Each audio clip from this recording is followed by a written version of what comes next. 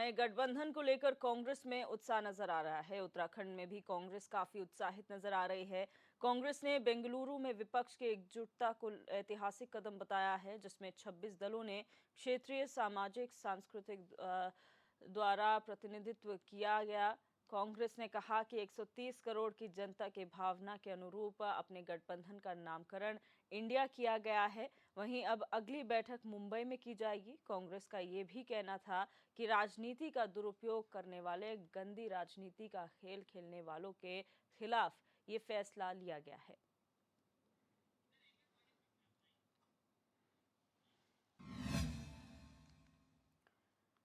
और इसी खबर पर हमारे संवाददाता रोहित विक्रम सिंह हमारे साथ न्यूज रूम से लाइव जुड़ चुके हैं। रोहित, बात अगर करें गठबंधन की, जो जिसकी बैठक बेंगलुरु में हुई है, कितना प्रभाव और किस तरीके से प्रभाव उत्तराखंड कांग्रेस में इसका देखने को मिल रहा है?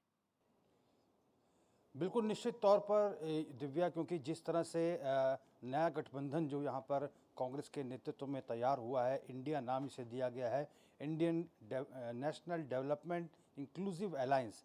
26 दलों के इस गठबंधन से कांग्रेस कहीं ना कहीं उत्साहित है। उत्तराखंड प्रदेश कांग्रेस कमेटी की अगर हम बात करें तो बीते रोज पत्रकार वार्ता हुई, जिसमें कांग्रेस के वरिष्ठतम नेताओं में से एक और पूर्व मुख्यमंत्री हरीश रावत ने पत्रकार वार्ता को संबोधित किया। और कांग्रेस प्रदेश अध्यक्ष करण महरा भी इस पत्रकार वार्ता में शामिल रहे। साफ तौर पर उन्होंने कहा है कि अब देश चाहता है बदलाव की बयार। महंगाई, भ्रष्टाचार, बेरोजगारी, ये तमाम ऐसे मसले हैं जो देशव्यापी मसले हैं जिनसे जनता आजिज़ आ चुकी है। अब जनता परिवर्तन करना चाहती है और जो वायदे एनडीए की सरकार ने किए थे, उन वायदों को पूरा नहीं किया गया है। लिहाजा इस बार भले ही 38 दलों के साथ एनडीए लोकसभा चुनाव में उतरेगी, लेकिन इस बार जनता का आशीर्वाद उसे नहीं मिलने वाला है। और कुछ इसी तरह से ही कांग्रेस के जो प्रदेश अध्यक्ष हैं करण महरा, उन्होंने भी अपनी बात कही। उन्होंने कहा है कि जिस तरह से कांग्रेस के लगातार अधिवेशन होते रहे, राजस्थान की राजधानी जयपुर में महाधिवेशन हुआ, छत्तीसगढ़ की राजधानी रायपुर में महाधिवेशन हुआ, उन अधिवेशनों में भी कांग्रेस ने आगामी लोकसभा चुनाव को लेकर रणनीति तैयार की और यहाँ के बड़े नेताओं को screening committee, parliament affairs committee में जगह मिली और अपनी अपनी बात रखने का मौका मिला। और जिस तरह से एक दिन पहले बेंगलुरु में 26 दलों के साथ Indian national development inclusive alliance, India के नाम से नया गठबंधन तैयार हुआ है, उससे कहीं ना कहीं कांग्रेस उत्साहित है। कांग्रेस का ये भी कहना है कि चूँकि जब ये गठबंधन तैयार हुआ तो उत्तराखंड के जो क्षेत्रीय दल हैं, चाहे यूकेडी हो या फिर अन्य दलों के जो वरिष्ठ नेता हैं, उन्होंने फ़ोन करके हरीश रावत से बातचीत भी की और उन्होंने बधाई भी दिया। तो कुल मिला के समझा जाए कि आगामी लोकसभा चुनाव में मोदी बनाम ऑल का ये पूरा का पूरा युद्ध होने वाला है। और चूँकि 9 साल प्रधानमंत्री नरेंद्र मोदी के कार्यकाल के पूरे हो चुके हैं, प्रधानमंत्री मोदी साफ चाहते हैं कि जनता के समक्ष जो है भारतीय जनता पार्टी की केंद्र सरकार और राज्य सरकारों के काम को लेकर यहाँ के जो वरिष्ठतम लीडर्स हैं वो उतरे। उत्तराखंड के अगर परिप्रेक्ष्य में हम बात करें तो महाजनसंपर्क अभियान के तहत इन्हीं सब बिंदुओं पर प्रदेश की बीजेपी कार्य करते हुए नजर आई। महाजनसंपर्क अभियान के प्रथम पखवाड़े में यहाँ पर प्रेस मीट रखी गई, जिसमें सांसदों के काम, विधायकों के कामों का लेखा जोखा मीडिया के समक्ष रखा गया। यानी काम के बल पर भारतीय जनता पार्टी चाहती है कि हम जनता के सामने जाएं, जनता के सामने वोट मांगने जाएं। और राजधानी देहरादून की अगर हम बात करें तो कोई भी ऐसा चौराहा, कोई भी ऐसी सड़क नहीं है, कोई भी ऐसे खंभे नहीं है जो राज्य सरकार और केंद्र सरकार की उपलब्धियों वाले स्लोगन से पटे ना हो।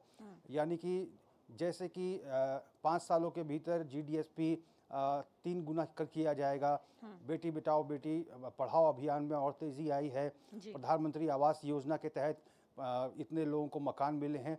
जो केंद्र पोषित योजना है उससे देशव्यापी स्तर पर अगर हम बात करें तो जनता कितनी लाभान्वित हुई है, उत्तराखंड के लोग कितने लाभान्वित हुए। 1300 करोड़ का केदारनाथ बद्रीनाथ का जो प्रोजेक्ट चल रहा है, इसके भी विज्ञापन जगह जगह चस्पा किए गए हैं। तो भारतीय जनता पार्टी चरणबद्ध तरीके से काम करती है, ग्रास रूट पे काम करती है और कैडर बेस्ड पार्टी है। और इसी के तहत भारतीय जनता पार्टी को पता है, क्योंकि जनता की याददाश्त दिव्या बहुत कमजोर होती है, वो बार बार रिमाइंड कराती है, चाहे प्रधानमंत्री नरेंद्र मोदी के मन की बात के 100वां एपिसोड हो या फिर अन्य कोई ओकेजन हो, 9 साल का कार्यकाल पूरे होने की बात हो, लगातार जो है जनता के समक्ष अब तक किए गए कार्यों का लेखा जोखा जो है भारतीय जनता पार्टी उनके सामने लेकर जा रही है। और चूंकि प्रधानमंत्री नरेंद्र मोदी की 51 जनसभाएं भी लोकसभा चुनाव से पहले प्रस्तावित हैं, तो इन जनसभाओं से भी हवा किस ओर जा रही है ये तय किया जाएगा। और तमाम जो केंद्रीय नेता हैं इनकी भी जनसभाएं भी प्रस्तावित हैं। उत्तराखंड में निश्चित तौर पर बद्रीनाथ हो या केदारनाथ हो, प्रधानमंत्री नरेंद्र मोदी उत्तराखंड आएंगे।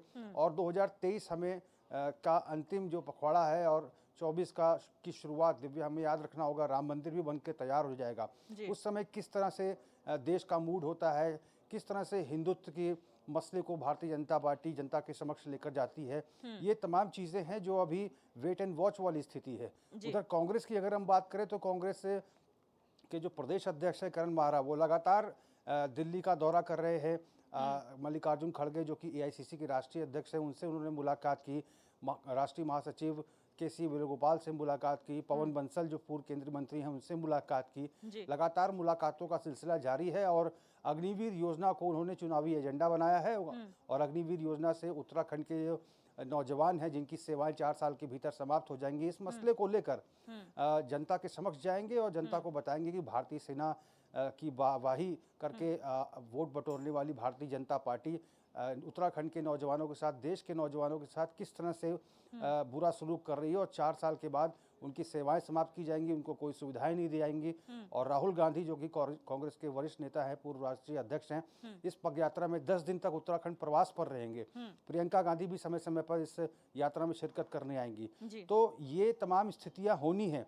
ये भविष्य के गर्भ में छिपा है कि किस तरह से उत्तराखंड में अगर पदयात्रा होती है तो कश्मीर से लेकर कन्याकुमारी तक कांग्रेस किस तरह से जनता के बीच में अपने इन फैक्टर्स को लेकर जाती है, किस तरह से प्रधानमंत्री नरेंद्र मोदी की 51 जनसभाएं जब होंगी, जनता का मूड उस समय क्या होगा, राम मंदिर जब बनकर तैयार होगा उस समय जनता का मूड क्या होगा। तो ये वेट एंड वॉच वाली स्थिति है। अब देखना होगा, क्योंकि कांटे का मुकाबला है। 10 साल एनडीए का शासनकाल देश में रहा है। अब क्या एंटी इनकम्बेंसी फैक्टर हावी रहता है या फिर एक बार प्रधानमंत्री नरेंद्र मोदी के चेहरे पर जनता विश्वास जताएगी, ये तमाम चीजें हैं। लेकिन इस बार का मुकाबला कांटे का रहने वाला है। बिल्कुल रोहित, लेकिन यहाँ पर सोचने वाली विषय है और जिस पर विपक्ष को भी विचार करना चाहिए कि अगर एनडीए गठबंधन की हम बात करें तो उन्हें पता है कि समर्थन किसे दे रहे हैं। उन्हें पता है कि हम प्रधानमंत्री नरेंद्र मोदी की नेतृत्व वाली बीजेपी को समर्थन दे रहे हैं। लेकिन अगर हम इंडिया की बात करें तो चेहरा कौन होगा, क्योंकि हर नेता जो विपक्ष का जुड़ा हुआ है युवा नेता है, पहली बात। दूसरी बात, वो अपने आप में खुद को काबिल इतना मानता है कि वो प्रधानमंत्री की दौड़ में शामिल हो, चाहे दिग्गज हो या फिर ना हो। तो ऐसे में उनका चेहरा कौन होगा, क्योंकि अमूमन विपक्ष में टूट इन्हीं कारणों की वजह से देखी गई है कि जब एकजुटता दिखाई जाती है, एंड मोमेंट पे आप चेहरे पे सहमत नहीं हो पाते, इसलिए आप टूट जाते हैं। बिल्कुल दिव्या, बहुत अच्छा सवाल आपने पूछा है, क्योंकि इसी मसले को लेकर अब भारतीय जनता पार्टी चुटकी भी ले रही है। मुख्यमंत्री पुष्कर सिंह धामी हो चाहे प्रधानमंत्री नरेंद्र मोदी हो, वो साफ तौर पर कह रहे हैं कि यहाँ पर हर कोई बाराती है लेकिन दूल्हा कौन होगा ये पता नहीं है। तो साफ तौर पर ये कटाक्ष है। अभी चूंकि इंडिया जो नया गठबंधन तैयार हुआ है उसमें अभी प्रधानमंत्री का चेहरा कौन होगा इसको लेकर अभी निर्णय नहीं लिया गया है, क्योंकि अगर इस चीज को लेकर निर्णय लिया जाता है तो निश्चित तौर पर उहापोह की स्थिति हो जाएगी। लिहाजा अभी पूरा फोकस जो है चुनाव पर किया जा रहा है। चुनाव में अगर बहुमत मिलता है, सत्ता में अगर ये गठबंधन आता है कांग्रेस के नेतृत्व में, तो निश्चित तौर पर इस पर चिंतन मंथन किया जाएगा। लेकिन फिलहाल अभी चेहरा कौन होगा इस पर कोई निर्णय नहीं हुआ है। बीते रोज हमने पूर्व सीएम हरीश रावत से भी इस बाबत सवाल किया था, तो उन्होंने कहा था हाईकमान का मसला है। ये तमाम जो राजनीतिक दल हैं, सबके वरिष्ठतम नेता हैं, सबके संयोजक, राष्ट्रीय अध्यक्ष इस बात पर मिलकर फैसला करेंगे अगर बहुमत में सरकार आती है तो। बिल्कुल रोहित, और यहाँ पर उत्तराखंड की अगर बात करें तो उत्तराखंड में भी यही स्थिति देखने को मिल रही है। हम तो केंद्र स्तर, राष्ट्रीय स्तर की बात कर रहे हैं। उत्तराखंड में भी कई दिग्गजों के बीच में सिर्फ मुख्यमंत्री बनने की होड़ थी, चाहे वो हरीश रावत हो। प्रीतम सिंह के मन में भी ये था कि मुझे मुख्यमंत्री बना दिया जाए। ये तमाम जो गुट है उनको ये लग रहा था कि उनके नेता को मुख्यमंत्री बनाया जाए, और यही वजह थी कि शायद हारी है कांग्रेस, भारतीय जनता पार्टी को एक बार फिर मौका मिला है।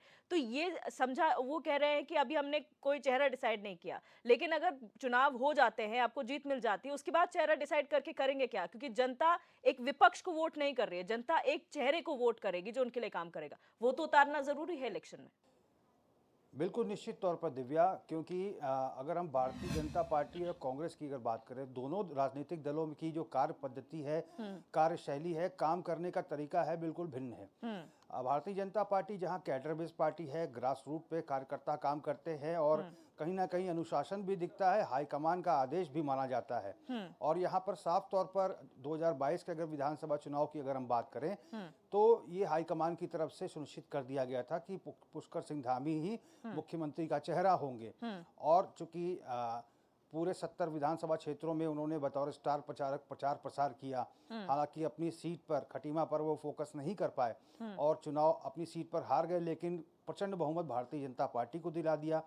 एक मिथ जो था, एक मिथ चला आ रहा था कि कोई भी राजनीतिक दल दोबारा शासनकाल नहीं कर पाता, इस मिथ को भी पुष्कर सिंह धामी ने तोड़ा है। लिहाजा हाईकमान ने जो वायदा जनता से किया था, जिन बैनर पोस्टरों पे मुख्यमंत्री पुष्कर सिंह धामी के फोटो चस्पा थे, उस वायदे को पूरा किया है और दोबारा पुष्कर सिंह धामी को मुख्यमंत्री बनाया। चंपावत से चुनाव लड़ाया, प्रचंड बहुमत से चंपावत का विधानसभा उपचुनाव जीत कर आया मुख्यमंत्री पुष्कर सिंह धामी। तो चेहरा मुख्यमंत्री पुष्कर सिंह धामी को घोषित किया और मुख्यमंत्री भी उन्हें बनाया। हालांकि कांग्रेस की अगर हम बात करें तो कोई चेहरा नहीं था। हरीश रावत अलग ही ढोल पीट रहे थे कि मुझे मुख्यमंत्री बनना है। प्रीतम सिंह पहले से ही फोरकास्टिंग हो रही थी कि प्रीतम सिंह हाईकमान से चाहते हैं कि वो मुख्यमंत्री बने, फला नेता चाहता था कि वो मंत्री बन जाए। तो ये कांग्रेस की वर्किंग स्टाइल और भारतीय जनता पार्टी की काम करने का तरीका बिल्कुल अलग है। जहां पर भारतीय जनता पार्टी में संगठन होता है, प्रदेश सरकार अपने कामों का लेखा जोखा प्रदेश संगठन को सौंपता है, संगठन महामंत्री को सौंपता है, संगठन महामंत्री केंद्रीय संगठन को सौंपता है, केंद्रीय संगठन जो है प्रधानमंत्री नरेंद्र मोदी, गृह मंत्री अमित शाह और बीजेपी राष्ट्रीय अध्यक्ष जेपी नड्डा तक रिपोर्ट पहुंचाते हैं। तो ये तमाम चीज़ें हैं जो भारतीय जनता पार्टी और कांग्रेस के जो कार्यशैली है, उसकी जो विभिन्नता है उसको दर्शाता है। अब देखना होगा, निश्चित तौर पर सवाल आपका बहुत अच्छा था कि चेहरा कौन होगा, और इसीलिए बार बार इस पर कटाक्ष किया जा रहा है कि हर कोई बाराती है, दूल्हा कौन होगा इसका अता पता ही नहीं है। निश्चित तौर पर जनता भी ये जानना चाहती है कि आखिर चेहरा कौन होगा, क्योंकि चेहरा ही एक बहुत बड़ी साख होता है। तब मुकाबला होगा प्रधानमंत्री नरेंद्र मोदी के बीच में और जो इंडिया अलायंस है इसके चेहरे के बीच में। तो देखते हैं आने वाले समय में क्या इस अलायंस से कोई चेहरा घोषित होता है या फिर बिना चेहरे के ही चुनाव में ये पूरा 26 दलों का अलायंस उतरेगा। बिल्कुल, बहुत शुक्रिया रोहित हमारे साथ जुड़ने के लिए और तमाम जानकारी साझा करने के लिए।